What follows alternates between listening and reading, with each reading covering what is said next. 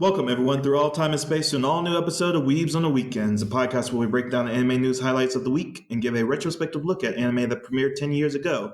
Today's episode will be covering the 3 episode test for 2021 spring anime season and give our thoughts on whether to resurrect or rebury the 2011 anime Nichijou, My Ordinary Life. My name is Jay Johnson. I'm a part-time weeb and full-time English language sensei. And with me, as always, is my co-host Sam Martinez, part-time weeb and full-time automail mechanic. Now, Sam, I am so upset with myself because there was so many anime that we talked about in the previous episode that were happening in the season, and like we're kind of exhausted from the winter season, which was packed with like some of the all-time greats. I mean, modern Exactly. greats. And it's weird that maybe the season was supposed to be like maybe a reprieve for some anime viewers, but It felt like one for me, like you said. It was a good welcome break. oh, good. And I was wondering why I hadn't gotten to so many of the anime I was excited for. And the reason is because I'm watching Invincible, I'm watching Parasite or revisiting Parasite the Maxim. I'm watching or revisiting Young Justice because there was a announcement for a new season recently. And I'm watching or did watch Falcon and the Winter Soldier. So my life has been consuming so much television in the quarantine. I think for the first time, really, in like the whole big C going on world. But Sam, how has your spring season gone so far for you? As I said earlier, it seems to be a bit of a reprieve. I too am watching The Winter Soldier and Invisible, as you had mentioned. With the amount of anime being reduced, I have been able to catch up on my anime season. I do, from my perspective, I do think that it's a good thing that you're able to finally experience a little bit of casual quarantine life, because you have been one speed go this entire time. It seems like you haven't had a chance to really sit down and relax a little bit. So I was going to give you some oh my senpai lists for you to do to pray to the anime pope, but it's you definitely needed that bit of a break. Yeah, thank you, Sam. I'm glad you're considerate of my hard life that I live as a teacher. But yes, and yeah, it's funny that just celebrated 400 days of quarantine, even though it's hasn't really felt like that because there's been like intermediate breaks and just like long stretches of no one really cares because we have low transmission rates in my country. So it's like yes, the big C is happening, but it's not really affecting us until very recently, where our numbers jumped up so high the government was like, yeah, stop all of your fun having, put all sheets over alcohol in the supermarkets, no one go out, no one have fun, stop living life. So yeah, good times, man, good times. But yeah, Sam, we're talking Yes. about the spring season and giving a fair shot to the anime that we were interested in, the 3 episode test, see what passed, see what failed. But time codes are going to be in the description as always. So Sam, would you like to start us off with maybe an anime that passed, failed, or you're still considering watching? Let's. I want to say let's think about like the consideration. I want to start like with the well. I want to go from bad to good, if that's okay. I want to start out with a couple of my failures here. It would be I'm trying to pronounce this guy because they don't really pronounce it all that well in the anime. Cestivus, the Roman fighter, and Eden Zero. Those guys kind of failed for me. Oh wow. Okay, so you watched past episode 1 of Eden Zero? No, I didn't. Mainly because I didn't get past chapter 2 in Eden Zero. I didn't think that Eden Zero was going to catch me to begin with. If the anime is going to be anything like the manga, it's not going to grab my attention. It's probably going to be good for those die-hard fairy tale fans. That's all about the power of friendship. However, Fairy Tale had a more diverse cast. Whether or not that's to be seen in episode 2 and 3, that could very well be the case, but it just didn't grab me. For Cestivus, that was an anime I was looking forward to that I mentioned in our previous episodes, where essentially it focuses on a Roman slave who goes into the sport of boxing.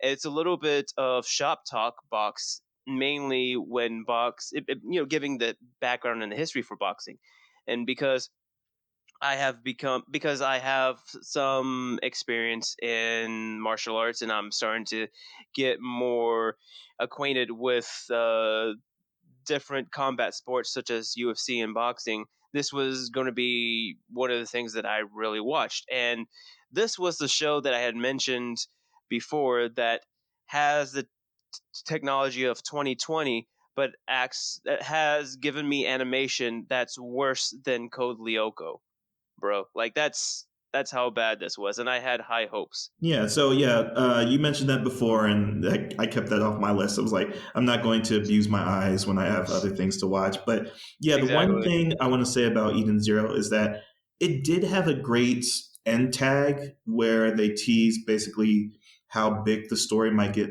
potentially, very much in the Brian K. Vaughan way of saga, teasing like how there might be celestial beings in the world. And even with the power set that the main character shows off feels very OP off the start, but there might be like a 10 rings kind of situation from the Iron Man mythology. Is like, oh, maybe he has like 10 different separate abilities and he needs to either master them or he might lose them. So it's very much like Happy's like just transplanted right into Eden Zero, as well as there's a Lucy character who's just a YouTuber essentially. But yeah, it didn't catch me after we watched episode one either, except for that end tag. So yeah, I'm Oh, glad to drop yeah. both of those. No, as you mentioned earlier, like the power sets and the action, it's very very well done.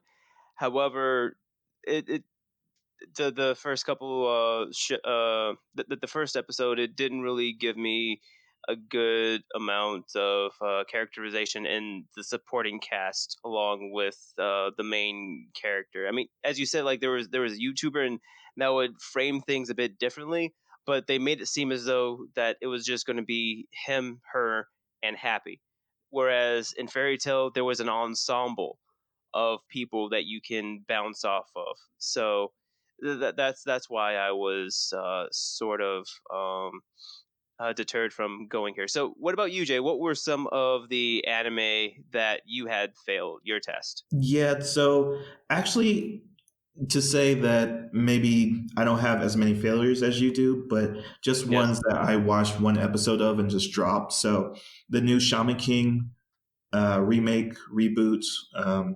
Did Hmm. I just dropped it because you did mention something that I found very interesting. Like it is again a retelling of the Shaman King story from a more complete viewpoint because now the manga has wrapped up. But again, like it has some very weird pacing that doesn't divorce itself far enough from the original adaptation that it still sticks in your mind because we grew up in that time where Shaman King was like the show to watch. And, maybe your first manga and you're like, oh yeah, I can summon a ghost too. And it like kind of give you like this kind of soft paranormal feeling of like, oh yeah, a ghost, of course. But yeah, it's one of those that I just didn't pick up again. And I have really no interest in really seeing through to the end to see how Shaman King actually wraps up in earnest. So that's one I dropped. Let's just call it a failure because I didn't even get to the 3 episode test of it.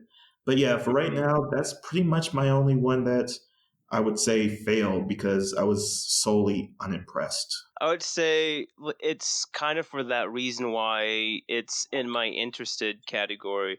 If I can jump into that real quick, mainly because like you said, like the pacing was a bit different, and re-watching some of those stuff, like I was loosely into Shaman King. I knew of it. I didn't follow it as much as some of my other friends, but I knew a bit of the characters. I got a bit of the story, and as I'm watching this, it's kind of funny because I'm seeing like the contrast in the original Japanese versus the 4 Kids version. For instance, there was a ghost that essentially lived his life. The one way that he survived a famine was by essentially eating his mom. and it was just like, holy crap, Shaman King was this hardcore. I don't think anything like this, survived the translation when it was brought here to the West. So I just want to see like what it's going to be like when it starts getting to that point where it's deep in the tournament and it's getting into territory that hasn't been animated again. So that's at least like why I have it interested. You have thoughts, Jay? Well, yeah, because you just mentioned about Shaman King, and I was like, oh, of course, I forgot what failed my 3 episode test is because it's so terrible. But SSS Dynan Zenon just failed so hard. Like, it is on the level of bad of I'm going to fall asleep watching this. I need to. There is nothing engaging at all with the characters. It's a beautiful thing. It's by Studio Trigger, so of course it's beautiful. It's not pro main pretty, but it is. The character design is gorgeous, and like they do something very special detail to the eyes and irises of the characters.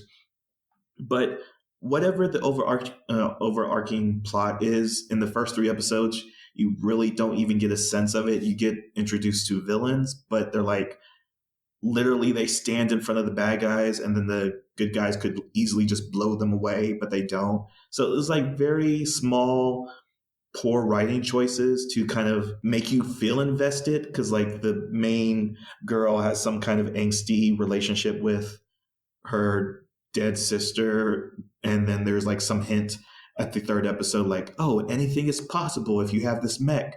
Do you mean that we can raise the dead? Possibly. So the only reason I would revisit this is like if someone like SSS Gridman said, oh, it pays off in the end. But yeah, Dynazenon failed hard for me. How are you feeling about Dynazenon?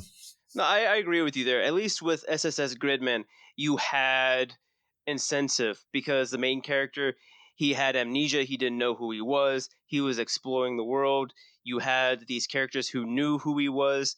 So he's trying to figure out who he is through other people. So you have that mystery. Whereas the mystery with the sister dying, it's it's a good mystery, but it's not something that would compel you to keep watching. The mystery of, I forgot his name, the guy with the orange hair that basically forms Dine Zenon to begin with. His relationship with the quote unquote bad guys, him being a kaiju user or a kaiju manipulator, he doesn't really explain it, and it's his part of his personality, which I can understand, but it doesn't really give us as the audience enough of an incentive to keep on watching to see how what's going to happen with the mystery, because we get one of the characters that actually sits down with the quote unquote bad guys and have a conversation, but he infuriates me because he asks all the wrong freaking questions. It's like, dude, you're having a conversation with the opposing force. Why are you asking non-relevant questions, or you're asking questions that makes it that muddles up the water for you even more? So it's uh that's what was a bit frustrating to me. So I would probably wait, like you said, see what the reviews are, and then go back and finish watching it. One other anime that I have in my interested category, and then we can keep on going, is Kyoko Yoko Shinka Shita Full Drive RPG. Basically, Full Drive RPG is worse than real life. I think I might have mentioned this to you in passing, Jay, but essentially, the premise of this show is that this kid buys a VR game, and it's an RPG world that essentially plays like Undertale in the sense that it takes all the tropes of an RPG, flips it on its head, and essentially makes your decisions last throughout the entire game. The one thing that was interesting was that this kid had trauma going into the game, and essentially that trauma was recreated. However, you don't know until the third episode. My only complaint is that, unlike Jobless Reincarnation, even though it explained the trauma, it's sort of just spoken about and then pushed to the side and not really worked through. Maybe that's what they're going to do in the later episodes, but I'm interested to see what they're going to do about this, at least just to see if it's going to be worth it following this show to the end. Do you have any other anime that is in between the fail and the pass for you that you're kind of interested to see where it's going to go? Or are you more of, I'm not on the fence guy? It's either A or B. There's no middle ground here. Yeah, so I have four in the interest on the All fence right. about. So Full Drive made my list of interested new series that I want to check out eventually because I Yes. very much like the idea that he feels pain in the game, and I think that was a key feature and what attracted me to that concept because you kind of get over inundated with the whole VR anime recently in like trends. So, I mean, you can go back to sort of online, kind of starting that, even with Log Horizon last season. But really, what kind of pulled me into that first episode was the game storekeeper when he goes to buy the game and she basically swindles him out of his money saying, "Oh, buy this game instead." And I just enjoyed their interaction and everything that led up to his first dive into the game and just understanding like, Mhm. oh, this game is going to be dangerous for him. And that real sense of danger really makes a character compelling if they're going to keep playing a game, even though there's real risk to their body or even to their mental stability, especially as you said, like he has some trauma that he's dealing with. But you see, so maybe you said the 3 episode ruling test. So I'm looking forward to this if I come back to it. There's also 86, which is Okay. a mecha series that came out this season with Haruyuki Sawano as the main composer. So Sawano is coming back to compose music for a mecha. So of course I'm going to check it out. And it's by A1 Yes. Pictures. So all that is like above board for me. I'm like, oh yeah, I'll check it out eventually. There is VV, which is a Studio Wit or Wit Studio property, which has the creator of ReZero as its chief writer. So I'm like, oh yeah, of course I want to see more about properties from the writer of ReZero because he does suspense, he does trauma, he does psychological horror so well, or sorry, the writer does. And this has like a very Blade Runner vibe to it, and there's a time travel element to it as well. And plus, Okay. Wit Studio does so much beautiful animation that is up there with like Mappa, and we'll talk about Kyoto animation later on today, but in the episode. And then lastly is the combats will be Why do I always forget the last word in this title? It's Yeah, combatants the will be combatants. dispatched. Mm. And again, this is by the creator of Konosuba and animated by JC Staff. And the dude is such a Chad version of Kazuma from Konosuba. It's just Honestly, yeah. hilarious to see how that personality can translate into different genres, essentially. So there's a lot of lewdness that's upped. It feels very much a step up with the age restriction from Konosuba, but I'm enjoying the first episode and I'm looking forward to the next. But Sam, do you Yes. want to go into what passed or failed, or have we already gone to your fail? So you want to go into your Oh, yeah. past? We could go into my past. I just want to say with the combatants that's dispensed, I'm having a little bit of a hard time watching it, mainly because it feels like Invader Zim, and I'm used to Invader Zim, where it's essentially just like a plan of the week, whereas this one it's more of like we have like this one long overarching plan. So like like you said, like with the comedy, it's pretty good there. But we can go on to my past now. So we can just start out with a couple of the lesser known ones. The World Without You is based off the video game, and pretty much been a fun romp so far. And talking about death and a game on how to essentially beat death and understand why certain people die. It's been very, very interesting. All right, sweet. So, some of my simple passes because I Yes. have an anime that I really want to talk about for a long time, and I think we're running out of time.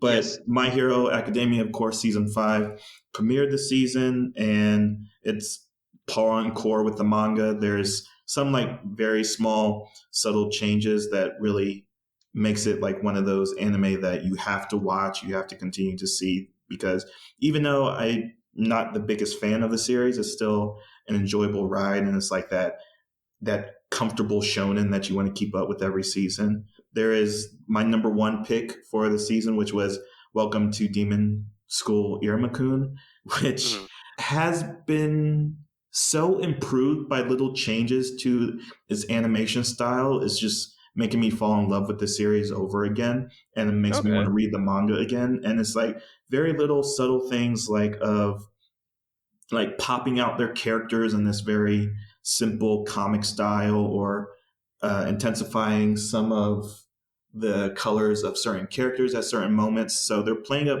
the comedic aspect a little bit stronger than they did last season. And I think that's probably in response to its popularity, is that they can lean a little bit more into what makes the manga so engaging.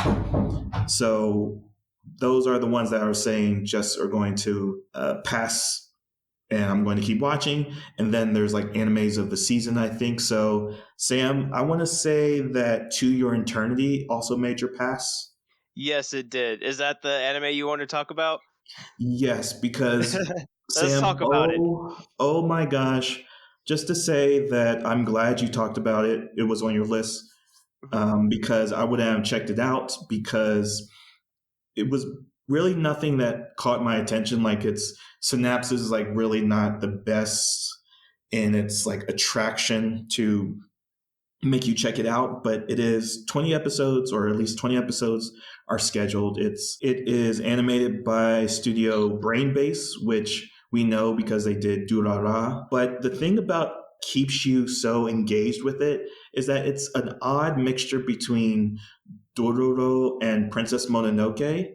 It has a lot of like tribalistic feels in how desperate like the main character is. And again, like you've said it before, like it's a story of an extraterrestrial coming to Earth to kind of figure out what life is. And like that's like a hard Yes. thing to sell, but when you say, "Oh no, it's like this immortal being that has to fight a demon bear and has like strong Princess Mononoke vibes of like tribal communities and the loneliness of like exploring the wilderness, and the animation is like on level of like Vinland Saga, and I thought it was like another Wit Studio production, but no, it's Brainbase, and I'm like, what has Brainbase been doing for like the past 5 years that made them come out with a property like this? And it's just so like literally after there's a death in like the first 3 episodes, but it's like it hurts. It hurts in a way that it makes you numb to like the experience that you just had, and I haven't felt that in a very long time. And you see how excited I am talking Dude. about it because it is so engaging in the tragic nature of life that you want to see this immortal creature kind of process that, because like again he's learning very much like the main character in Durara, coming to that emotional development of what it means to be human. So, Sam, how about you? How are you feeling after this soul crushing series? No, I definitely agree with what you're saying. The show, in a very short amount of time, with a character, and not many shows can do this, where they can introduce a character, can give you an emotional tie, essentially kill off the character the same episode that they introduce you in, but give you so much emotional ties to that character, what that character has been through, and make you feel. It's just written very, very well. I also love in the subsequent episode where you have essentially the immortal figure, how the immortal figure was quote unquote killed because the figure takes on the image on what impacted it the most. So he's walking around in the wilderness, and then you have the demon bear kill him 6 times, and you have the narrator saying he died 6 times in the last 2 weeks, but that wasn't the problem. It's essentially, like saying that he was missing something to what it means to live, and seeing him run into other characters that are also in life or death situations, and him learning from them, essentially just like compounding everything that he's learned up until that point. Whereas you can see how the first characters that he ran into like still affect him even though he's learning from newer characters. I want to say that that's something that I really do appreciate, and I'm also interested on where the story is going to go because I think the intro did spoil us to some imagery but without context, so it's just giving me more fuel to keep on moving. Right, and it's based off a manga series, so they probably have a good, foundation to take it for the 20 episodes and like have a complete story, and it's not just coming, from nothing. So yeah, so To Your Eternity has a chance of being anime of the season, and it's pretty up there and like competing against the anime that came out last season. But the other one that I want to talk about, and I think probably has a big need to talk about it, is Don't. See, even with the title is a little problematic because with the Japanese, I actually had a coworker of mine kind of translate and tell me, "Oh, here's this Japanese word. Tell me what first comes to mind when you read it. How would you translate this word?" And they said, "Okay, the word would be tease." So the anime title is "Don't Tease Me, Miss Nadagoro." Nagatoro. Not Nagatoro. yeah, Nagatoro. Nagatoro. Yeah, and it's odd that my coworker said that because if you put the word into Google Translate, it gives you the word bully, but then the second translation is toy. And then I've seen on my anime list that the correct title has, as they list it, is toy. And Yes. it's such an odd anime. For one, it's animated by Telecom Animation that did Tower of God. It has 12 episodes. It has a manga series. And they're like such strong BDSM vibes from this. It's funny you say that. If I may, because I did a deep dive on this series. Before I go into an exposition dump, is there anything else that you wanted to say? Oh, I just wanted to mention that this whole trend of female or girl protagonists teasing their male counterpart has been like a weird trend in the past couple of years because there was teasing master Tagashi Yes. Tagagi-san in 2018. Last season there was, or actually last year there was Uzaki-chan wants to hang out, and that was known for her big uh, how would you say it? Big titties, I guess. It was the odd. It still bothers me because like this weird trend of these fangirls, like fangirls has become like the nomenclature for them. They have this little fleshy thing on their lips, and then Or very Nagatoro. pronounced canines. Yeah, or that, yeah, pronounced canines. And um, it's a weird trend that maybe is emerging for a certain reason. But again, I haven't gone into that. But Sam, do you want to soapbox for a minute about this? Because I feel a certain way about this, particularly because there is a perspective of weird gender inequality in this series that it's kind of promoting. And I think that's something that people are reading into it because even before this anime premiere, there was a lot of talk about getting it canceled based off of the The premise. mistranslation of it, the premise, and also the Yes. mistranslation of don't bully me. And bullying is that aggressive form of teasing, which has that negative connotation. But when you look at the 3 episodes, and that's why I gave the series as a pass, because you get this equal pining between the two main leads, and that even though it is teasing that Nagatoro teases the main character, I don't even know his name. It's not even important. But That's the point. He's just referred to as senpai throughout the yeah, entire well, franchise. oh yeah, thank you. Yeah, so it's kind of a disassociation of a person going on as well. If you're going to read in it to it very critically, but just the idea that they are teenagers and Nagatoro is working through what teasing, affection, love, friendship is all at the same time, and it's a very mature thing perspective to give, like, oh, you shouldn't tease people, you shouldn't bully people, but that's also a means of social building, of getting out of that, because kids are quote unquote assholes for a reason, that they don't actually understand human relations. And They don't know how to express themselves properly. right, and even in the 3 episodes, by the end of it, you get this sense of, oh, she has feelings for him, but she doesn't know, or doesn't even know the language to express it properly. All she knows is the influence of her other friends that are bullies. And when she does stand up to her friends for bullying Senpai, it's like, oh, she's recognizing that it's wrong, but she doesn't know how to correct it. So, Sam, I just stood on the soapbox. What's your soapbox? No, essentially. I did a big deep dive because for some reason I'm just drawn to this franchise. I don't know if it's because it's a girl of color that's being a main romantic lead in a anime, or because of some of the comedic aspects to it. Because there is some good comedy in there, but essentially, it did start out as "Don't Bully Me, Nagatoro-san," where it started out as a web comic where it was heavily influenced by BDSM, as you had mentioned earlier, and it was really, really hardcore. And then it was given a manga iteration, where it was very, very light, or it was much lighter, and then going into the anime.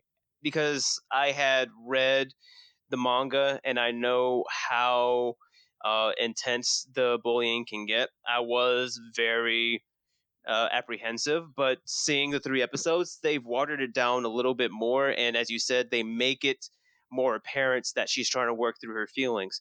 And that's mainly, it's also because of her friends, and also because of her background. Because if you learn in the first episode, she has a background in martial arts. So that's how she expresses herself, because that's a big interest of hers. So that's how she knows how to emote to other people, and even to her friends. She hasn't shown any interest to guys up until that point. So she first sees this guy where she sees something in him that she likes and that she admires, and so she's doing the best that she can to convey those feelings to him, which is through physical touch, or teasing that she's learned from her friends. So it's like she's trying to work through that, and you also see that she's also respective of his boundaries, where if she goes too far, she'll say sorry, right? And when she does quote unquote tease him, it's only when those two are together, never when there's other people around. So it's not like she's trying to put him down in front of other people. So it's sort of like that she's trying to figure out how to flirty tease, and it comes off as bullying because she has a big background in combat sports. And we have some other animes that we could talk about that pass, but I feel as though that we should probably talk about the main event of this episode. What do you say, Jay? Oh yeah, you're right. Yeah, I run a little bit long on talking about, the anime that we're enjoying, but just wanted to last mention, just because it's my last Yes. pass, is because it surprised me so much that it's the Japanese title, of course, is not of course, but it is Higa Hero, which translates to I shaved and brought home a high school girl. And I just want to mention this. I just wanted to mention this because it is such a heartfelt story of basically a runaway girl. And that's something that's not ever really discussed in Japanese culture is that they have a giant adolescent homeless problem, runaway problem.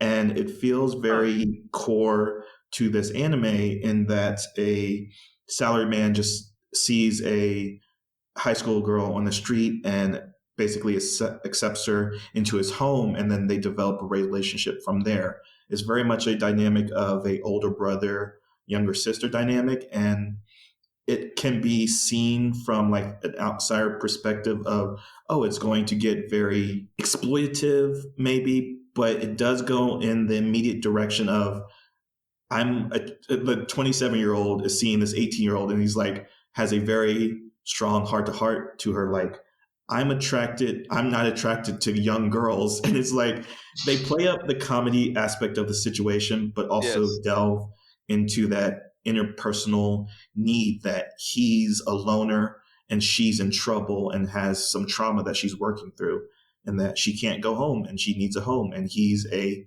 sincere guy in, oh, let me help you because I'm an altruist. I'm a good guy, not a nice guy, but a genuinely nice guy. So I just wanted to mention that.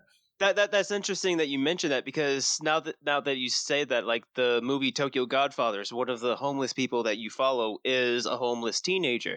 I didn't realize that that was a big problem, because in Western media you always have that one kid that ran away from home because of some silly, nonsensical first world problems that happened.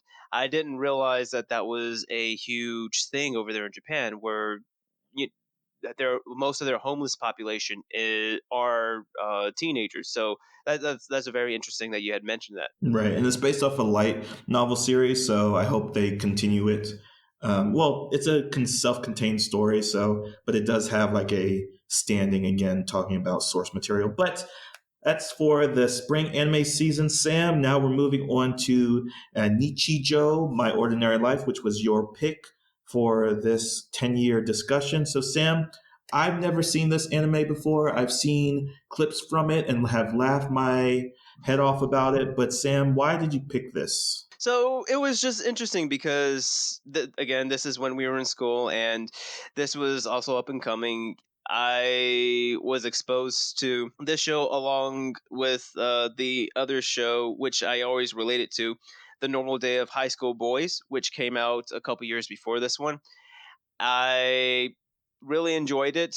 I want to say 2 years ago, I tried watching the first season of it because I just wanted a real good, nice laugh. And I feel as though that we need to at least look at this show again, mainly because of the type of comedy that was done. We don't really see normal types of comedy like this nowadays. It's usually paired up with something such as isekai that we've seen in Konosuba, or I'm trying to think. There was another, or say like Odd Taxi, right, where it's essentially another world type thing, or the combatants will be dispatched, where the comedy is paired up with something else. It's not necessarily an everyday life occurrence that we would see, like in Brooklyn Nine-Nine or in The Office, or one of our previous shows that we have seen earlier, which was Working. So we don't really get many of slice of life, everyday stuff that's just comedy for comedy. It's usually paired up with something else. So I thought that it would be nice to we readdress this franchise. Okay, that makes sense. Yeah. So, do you have a summary for us? Because it's really hard to put into words what's going on because this show lives and dies on vignettes, which are just basically little skits, self-contained stories with a beginning, middle, and end. So, yeah, how would you give us a summary about this? So I always start by saying that I would definitely look into it, or look at it like a Sunday newspaper comic come to life, like Calvin and Hobbes, or not necessarily the Boondocks TV show, but if you could think about like the Boondocks comics, like Peanuts, where it's vignettes like that. It's essentially focuses on a trio of high school girls: Miro Nagahoro, Yukio Aoi, and Mai Minakami, and their stories intertwined with a young genius known as Hakase Shinonome and her robot caretaker Nanako with their talking cat Sakamoto. Essentially, just little blurbs of their life going through high school and just a little bit of their antics that they go through. The story is known, sorry, the genres that this anime is known for is slice of life, comedy, school, shonen. Its rating is PG-13. It also can be found on Funimation and Amazon. One other thing too in the show is that it's they splice in a subsequent work of the author, which is known as Helvetica Standard. So along with the vignettes of the different stories that we get with Mio, Yuki, and the gang, I'm sorry, Yuko and the gang, we also get pauses with skits from Helvetica Standard, which is essentially supposed to be a deep dive construction of the world of Nichijou, and it's still played off as a comedy. One thing that I found that was kind of interesting was that because America didn't really get the license to see it until it was trying to be released in 2011, but then it was canceled due to downsizing, and it wasn't released here stateside in English until 2016. Where all in between that time, other countries such as Australia and New Zealand were still able to get it. Also, this show has mixed reviews in its comedy. When it first came out, it was praised in the West for being good, but then near the end of the show is criticized for its inconsistency, only to have reviewers have a retrospective take on it and say, "Okay, it's good again." So, Jay, what were your? Did you know anything about these reviews? Do you see the fact that it's inconsistent? Do you think that hold any weight? What are your thoughts? As I only watched 3 episodes of its 26 episode run, I can't really say anything about its consistency yet. But with the skits that goes on, it's very engaging in like the variety of what's going on in the world. And I want to kind of like break that down to why, because comedy is like Yeah, one of go those ahead. Go ahead. things. Yeah, it's just one of those things that is entirely subjective. You can't really recommend a comedy. You can only just qualify it as, oh, I found this very funny. You can't really break down like a joke because then it ruins the joke essentially. And all the skits kind of do a extension of itself, meaning that it sets up the joke, it pays the joke off, and then keeps the joke running essentially. So Yes. it's very absurd in how long it can use this like small bit of space. Every episode is only 23 episodes, 23 minutes, but basically every episode had like maybe 5 or 6 sketches that feel so interconnected, even though they're not featuring the same characters every single time.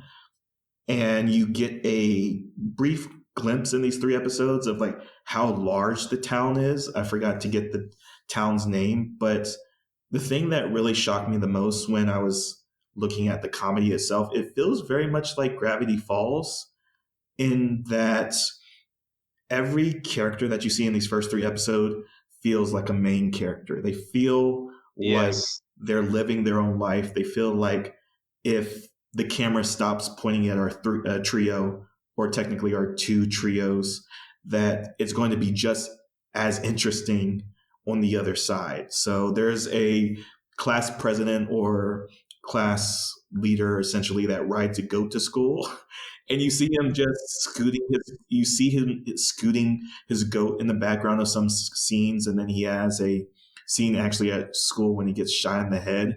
So a lot of the comedy does stem from this absurd sense of imagination, probably on the girl's part, is that it's so fantastical, it's so absurd. So very much like you said, another iteration of this was Daily Life of High School Boys, which kind of does the same thing, but not as well. I think High School Boys is a little bit more inconsistent in its execution Yes. of comedy. But for these first 3 episodes, it's just solid. And the Forbes magazine mentioned that this is one of the top 5 anime of this year and put it in the top 25 anime of the decade. Okay. So this with Onohana is like one of those top 5. So the 2011 is just a packed year of apparently just masterpiece of anime. And it's hard to say if Nichijou is a masterpiece right now, but I definitely want to keep watching it. So Sam, how are you feeling after these first 3 episodes revisiting it? I I agree with what you said. Like every character that you see, well, in the trio, and even some of the main characters, and this is something that I mentioned in Blue Exorcist as well, that they did well with the main with the side characters. They feel like people in their own right. You see these individuals, like this one individual who has this giant afro, or this other individual who has a mohawk. Like they, even though like they have like that thing, like they still feel like people, right? It's just like that was just like a uniqueness that was specified to them. I also do appreciate the wordplay too, because did you watch the Japanese or the English? The Japanese. Because one thing that uh, one thing that I thought that was kind of interesting to me, because it might be a little bit funnier in Japanese, because the little girl character who has the trench coat, they refer to her as Hakase, and I watched the English dub, right? So everybody refers to her as Hakase, but Hakase means doctor in Japanese. So it made me think, it's like, okay, in English that's her name, but in Japanese, I guess like what's when we were talking about Nagatoro where senpai, right?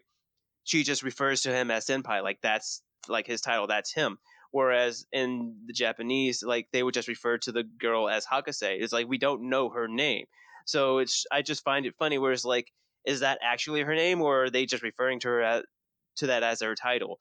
So just stuff like that. And I also appreciate, like you said, the interconnectedness of the comedic scenes, where we have in the first episode there's this huge explosion wherein we're following the robot girl, and then we go to the high school girls, and it's literally moments after the explosion, and like, oh, was that thunder? I wish I brought my umbrella today. It's like, oh, like this is the events happening in tandem.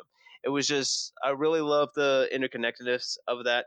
I also like how the intro also preps you for how energetic and even a bit of the comedy, because this is one thing that I've realized in watching the intro, is because even in the intro is in Japanese for the English dub, and even in the intro, it's funny because it's essentially a dialogue between two people. Like it starts off as a narration, and then it sort of takes like on this Monty Python type thing, where it's like these two people, like they have a conversation amongst themselves, and you have that in parallel with the images that are on the screen, and it sort of reflects what the characters are going through in those images, but it's still standalone, and it still can be referred to the narrative characters and their situations and their feelings in their own scenes,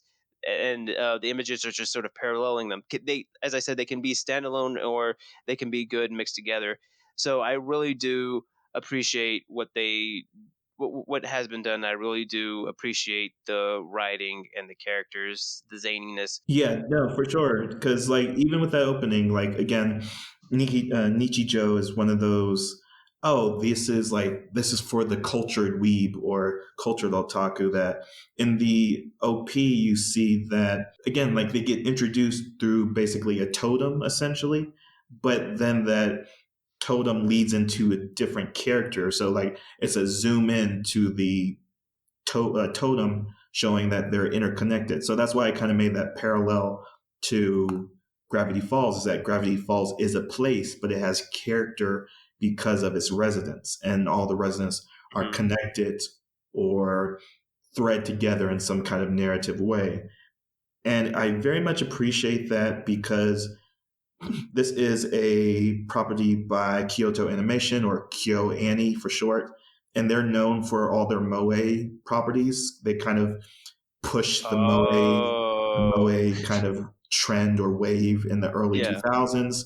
They did Lucky Star, they did Clan Ann, they did K-On! And everything that I see, even in these first 3 episodes, I see later in Miss Kobayashi's Maid Cafe, or Maid. I always say Maid Cafe, but it's just Miss Kobayashi's Dragon Maid.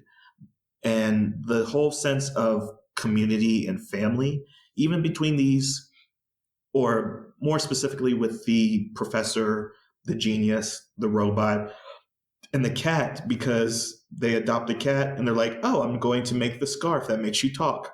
And the cat has, at least for the Japanese, he has like a very deep um, one for all voice, not one for Yes. all for one Oh. voice. And it's very like, it's that contrast of a cute animal and like a very deep satanic voice almost. But you do get that relationship of friendship very strongly between the trio, because each of them have their personality types. One of them is the quiet. I don't know if she's a kundere yet because she doesn't really have any really spoken lines. She's just a mute essentially, but she also has like a skill set. And then there's Mio, I think, or Yuo. You see, now I'm getting all the names. Which one are you thinking about? Are you thinking about the pigtails, or are you I'm, thinking about I'm, the brunette? I'm thinking of the one that does eroge, not eroge, but Oh, she that's does, Mio. That's yeah, Mio. Mio. She does ero dojinshi, essentially. She draws erotic version of her male Yes. classmates. And like Yes. that very small thing just really endears you to her character, because she knows what she's doing is wrong, but she has to keep it a secret because it's obviously wrong, but she won't stop doing it. So I'm very interested in that kind of that real sense of, oh, these are high school girls. Of course they would be doing things like that. But then it's driven to absurdity with, even in the first episode, she drops like a little sausage with her chopsticks. Oh yeah, And when Yukio was trying to eat the sausage. yeah, That Yu-Gi-Oh! was And so funny. she essentially goes Super Saiyan to try to, it's like, Try to pick up the sausage. It's like, yeah, "Ah!" yeah, and then she It's a tries to good grab scene. it, and then it gets pushed in someone else's forehead. But that's what I'm saying. Like every skit has these moments of levity because it's so human, but it's so like everyday, mundane. It's like, oh, these girls are just eating lunch out of their bentos, and one of them dropped a, a sausage octopus, and of course that's just something that happens in real life. You drop your food, and it's just like Yes. endearing in that sense of you're just going about your life. It's so casual that they're placing comedy on it. And that's what I mentioned earlier. It feels like all these exaggerations in like going Super Saiyan for dropping sausage feels like it's their imagination, but it's just every single character does that. Cause like the president is riding a goat into class. There's like crazy dogs doing like different things in the backgrounds. And it's like, all just there. It's all just normal to them. And, it's just enjoyable to watch for that reason. I also wanted to when you talked about the juxtaposition, right? Mhm. When the cat having a cute looking animal and having this deep dark voice, you see that in I think he's either like the class representative or the class vice president, the guy who rides the goat to school. You think that he is a hoity-toity rich kid, but he's just a farmer, which just makes it that much better because like that goat, like he thinks about that goat as family, and he's talking to a teacher, and the teacher's like, yo, I know that it's not in the school rules, but why do you have to ride a goat to school?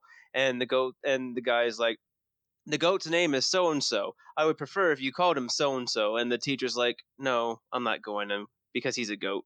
And it's just a little bit funny, that back and forth. Even seeing him go to the bathroom, he has this essentially this manservant that takes off his pants for him so he can go and pee, puts his pants back on, washes his hands for him, fluffs his hair and things like that. It's like that, just that juxtaposition, because he's supposed to be like from a humble farmer, and yet he's acting like he's from the higher end of society.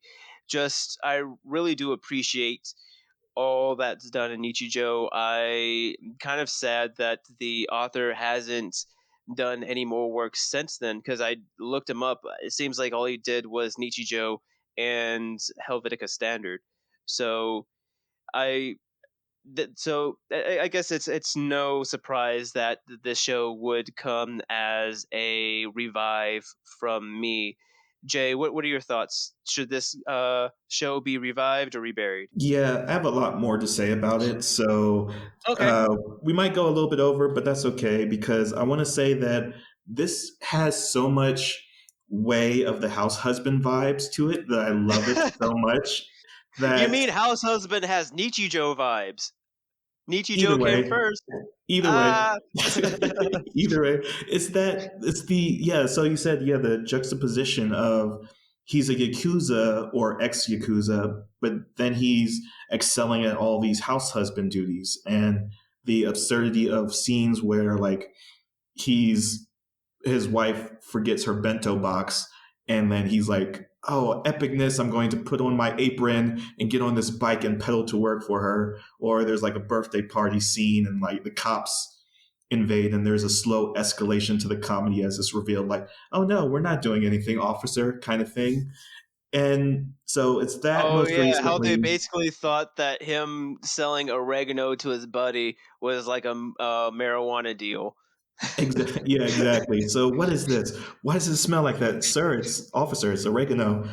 No, but we saw you making a deal. Yeah, for oregano. But yeah, it's like small moments like that of the absurdity of everyday life. And I also saw this in an anime back in 2014 called Seiki Kun Master of Killing Time.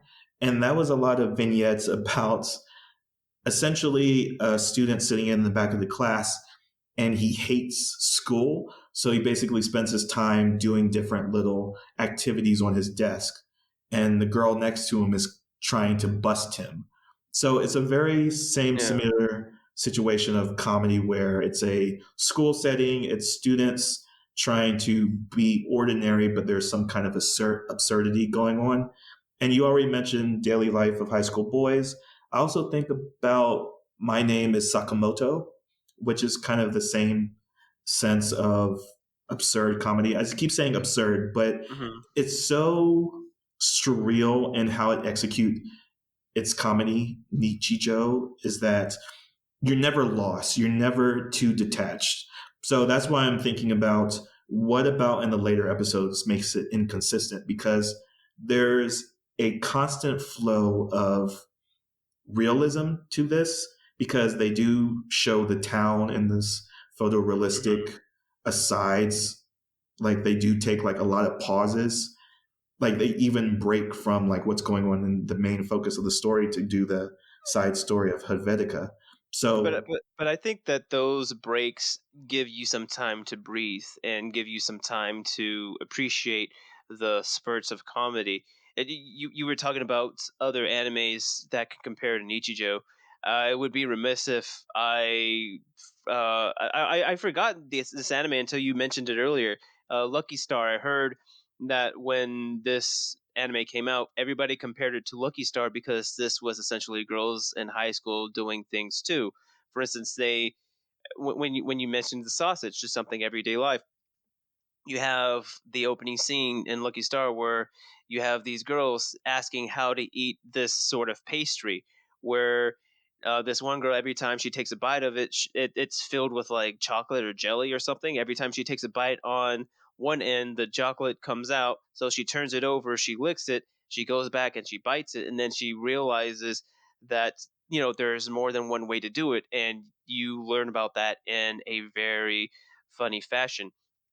So it seems as though that a lot of people think of Nichijou as Lucky Star's spiritual successor, even though it might have been 5 years or so after the fact. well, it also doesn't help that they have the same director, the same series Oh, they director. do? So it does Okay. have, yeah. So whenever a director kind of puts their stamp on a project, you do kind of see those parallels. But the director of this series did K-On, Clanad, Lucky Star. So he is a in-house director for KyoAni or Kyoto Animation.